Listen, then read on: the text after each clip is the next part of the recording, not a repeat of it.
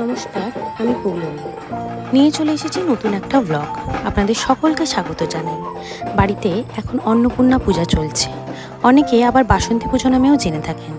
জানেন তো, এই পুজোটা হুবহু শরৎকালের দুর্গাপুজোর মতোই, মানে মহাষষ্ঠী থেকে বিজয়া দশমী পর্যন্তই হয়ে থাকে।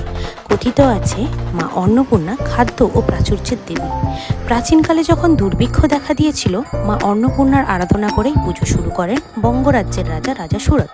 কিন্তু আমাদের বাড়িতে মানে মহাপাত্র বাড়িতে শুরু হয় সেই দাদু মানে প্রায় ৮০ বছর হতে চললে এই পুজো। জেনারেশনের পর জেনারেশন এই পুজো করে চলেছে চৈত্র মাসে। এই যে ঢাকি দাদাকে দেখলেন, ওনার দাদুও কিন্তু এখানে ঢাক বাজাতেন, সেই জেনারেশনের পর জেনারেশন। আর এই দাদার ঢাক ছাড়া তো আমাদের অসম্পূর্ণ পুজো। তো যাই হোক, গতকাল ছিল মহাসপ্তমী।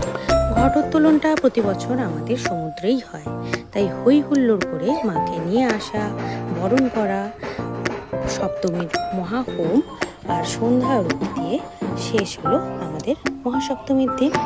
সকালে বলো জয় মা।